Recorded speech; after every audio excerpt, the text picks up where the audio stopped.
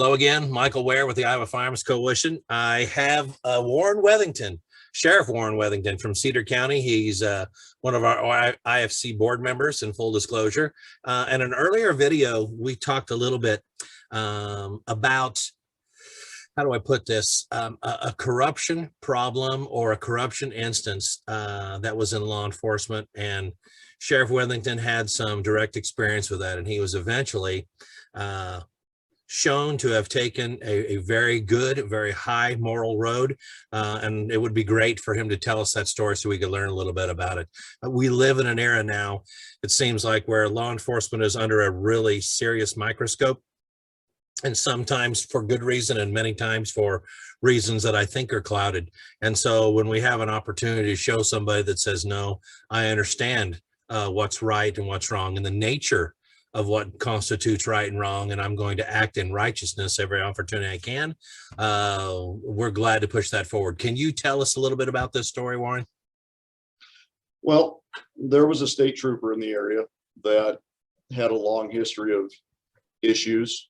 And although I had never seen anything personally, there were a lot of stories. Other people said they had seen things. And that person was put on administrative leave, eventually terminated from the patrol, then was allowed to resign. But fact of the matter is, the person was on administrative leave for 11 months and then was told what their retirement date would be and never worked a shift after an incident with a motorcycle. That's on YouTube, the incident where there was a supposed chase and the trooper shoves the individual on the motorcycle, hits him in the head, knocks him over. And that trooper was later hired by one of the local municipalities, a city. And, you know, Within your county? Within my county. Within Cedar County. Okay, go ahead. Yep. And within a short time, started getting complaints about some excessive use of force. And it's been a while since I've gone through all this, so I'll probably take longer than I should have. But finally, I found out that there was a Giglio issue, Brady Giglio, which you have to disclose everything to the defense that has anything to do with the case. And the fact that somebody's been disciplined for lying, you know, it's kind of an important thing that a cop doesn't lie. You need to be able to trust what they say. Once somebody has a Giglio order issue, they shouldn't be a cop anymore. And that's why this person was no longer employed by the state patrol. And then they bring this person to work in one of the local cities. And I said, we've had enough. At that particular time, we had 3 cops in this county that had been fired someplace else. And this job means a lot to me. I think the citizens, I should say my constituents mean a lot to me. They deserve better than somebody else's leftovers as cops. And I locked him out of the jail. I have that authority. So can I interrupt you? Sure. So when you say I locked him out of the jail, you're saying you're not able to, I control this facility, it's my responsibility, and you're not going to be in here. I mean, is it something like that, or what are we talking about here? Yep, that's exactly it. Okay. This is the Cedar County Jail. I've been duly elected to run the sheriff's office and jail. I say who comes in and out of here. Okay. The counties, the cities, they don't pay anything to have their inmates here upon arrest. After they go to court and the judge commits them to my custody, then I have to take them. But it was unprecedented. Nobody had ever done that before. And I took a lot of friction over that. I had a lot of people saying I was breaking the law, overstepping my authority. I had even some of my own staff say that I was embarrassing them among other law enforcement agencies? Well, to start with, I don't work for other law enforcement agencies. I don't care what they think. My job is to protect the citizens of Cedar County. Yeah. And we have a person who violates people's civil rights running loose, carrying a gun and a badge. And if I'm an embarrassment to every cop in Johnson County, I don't care. So anyway, as it washed out, I proved that I was right. And slowly, as things have progressed, people are coming around and realizing how right I was. But I'm the sheriff. It's a small county, and I'm not going to pretend I'm a big fish or anything, because I'm not. I try to be a humble person, but I'm the boss here.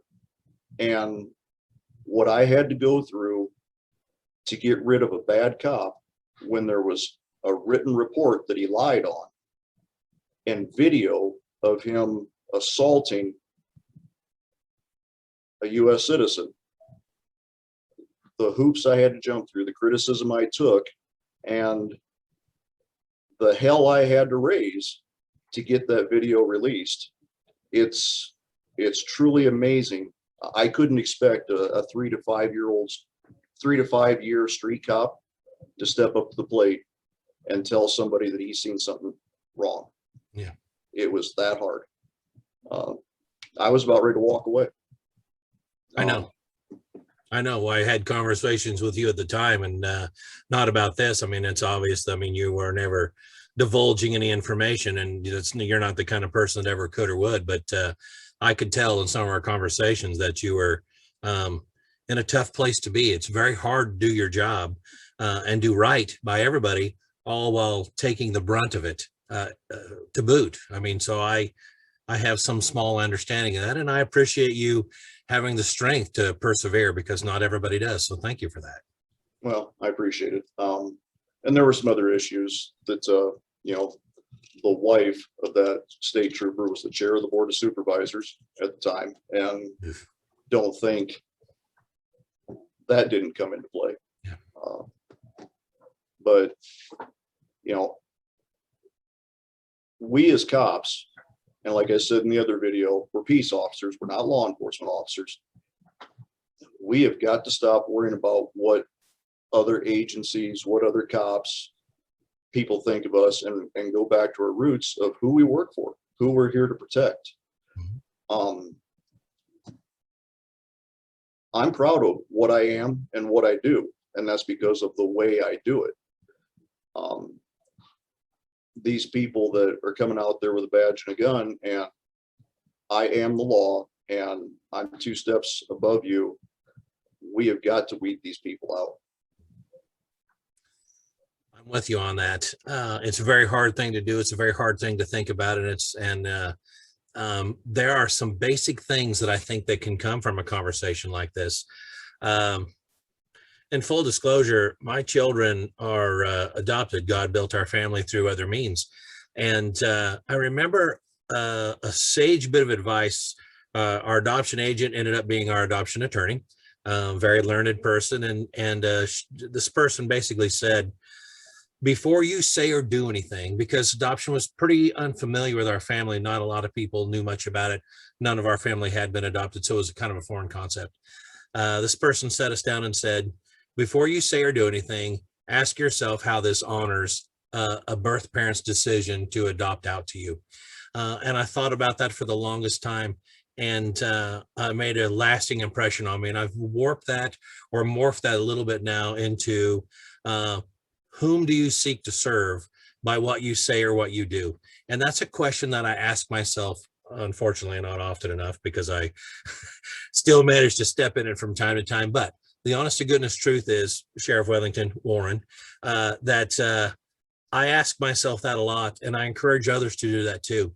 And if you're asking yourself, as you just indicated, that was one of the questions that came across your mind, you know, whom do I seek to serve as the sheriff of this county?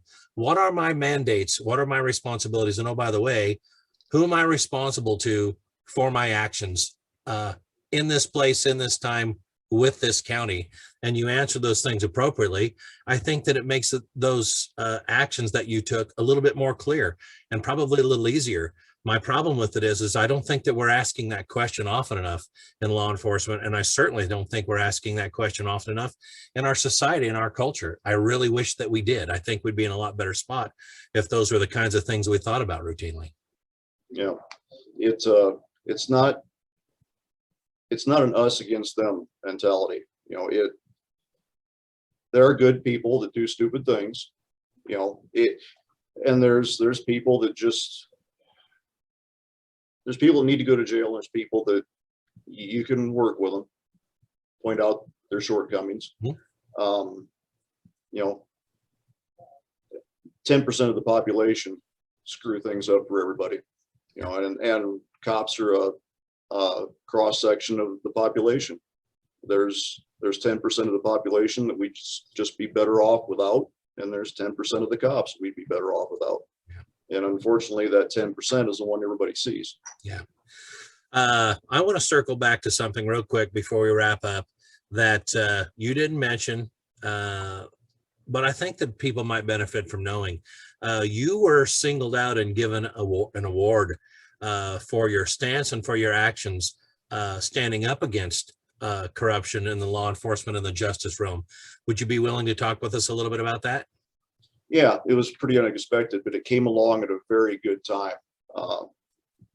The Iowa Association for Justice, I think it used to be the Iowa Trial Lawyers, they asked me to come to Des Moines. They were going to honor me I'm the first peace officer to ever win this. It usually goes to judges, other attorneys, legislatures, people that make a big step in, you know, maintaining justice and maintaining the Constitution. And it was at a really low time during that whole issue. They asked me to come to Des Moines, and it was a great honor. I'm